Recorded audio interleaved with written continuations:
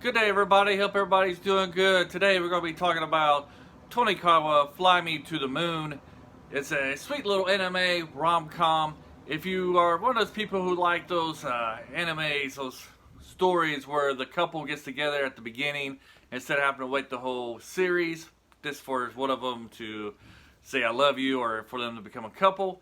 Well, this one is the series for you as the couple gets together right in the first episode, about halfway through, and it's just basically about the first the first actions you have with the person you love. You know, the first time you hold their hand, the first time you give them a kiss, um, and if you're married, the first time you sleep together, that kind of stuff. And it's a very good series as it shows these things in a very comical way, and but it's also in a very true way as well.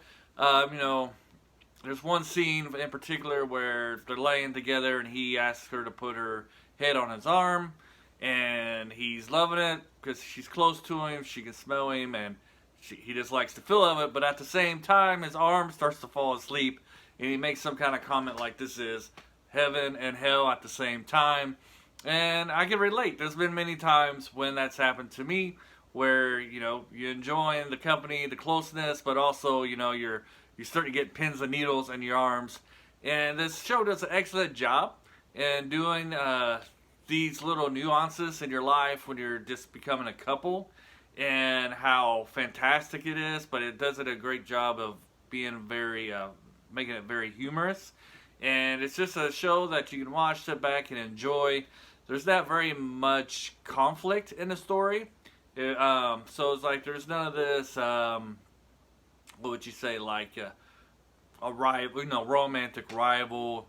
There's no really hardships that they have. I mean, they do have hardships, but it's very glossed over, and it's very glossed over and resolved very easily.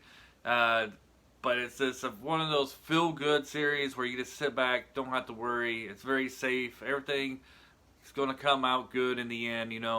One of those things. And it also has some very good side characters to this story.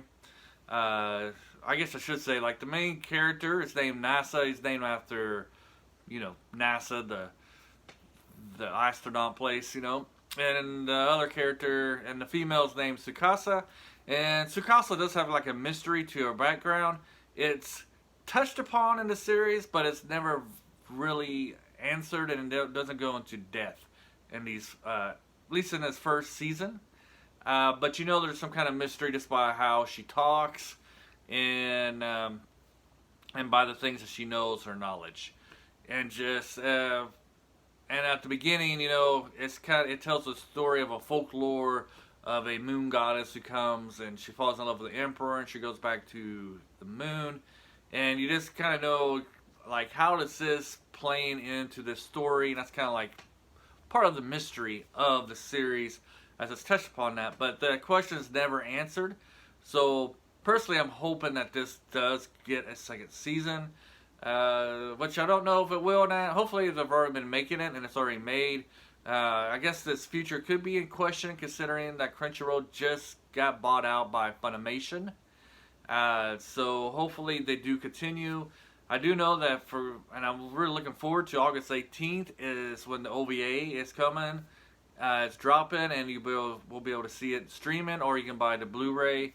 If I can find the Blu-ray, I probably would buy this season. It's a very good season.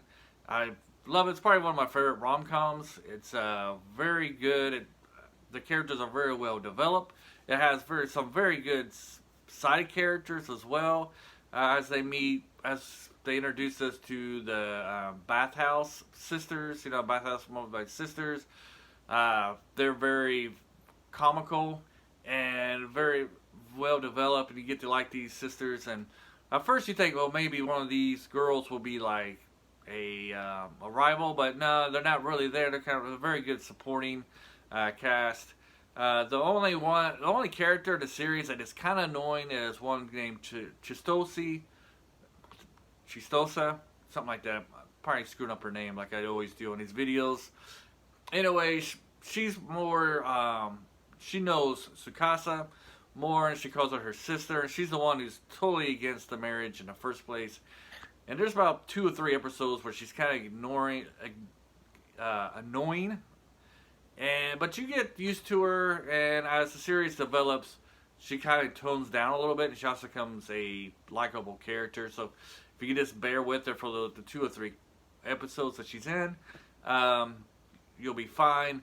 Though she does bring like a much needed dynamic to the series, which is some kind of conflict. I mean, it's without her, it almost wouldn't be really a story kind of, because when you need a story, you do need like some conflict in your story. And this series doesn't really have much conflict. It's just them experiencing what would you say, situations as the couples do in the first time, and like their feelings about this, and kind of overcoming their shyness of being together, such as holding hands or doing your first kiss, sleeping together in the first room, in the room together for the first time, experiencing like walking in on each other while they're getting dressed, that kind of stuff, doing laundry.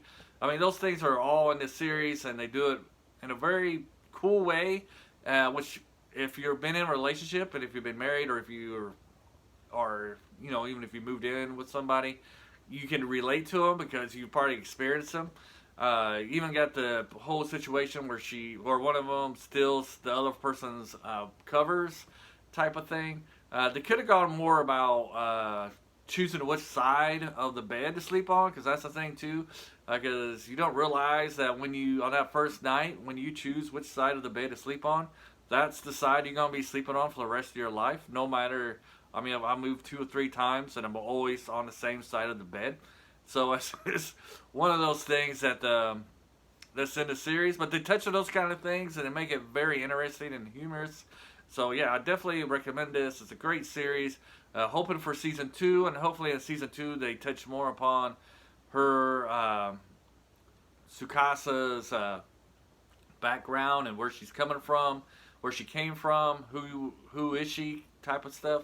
I know that this has already been touched upon in the manga, but in the anime it just leaves off with them really just getting to know each other, and they're really getting familiar, and like pretty much adjusted to the life together.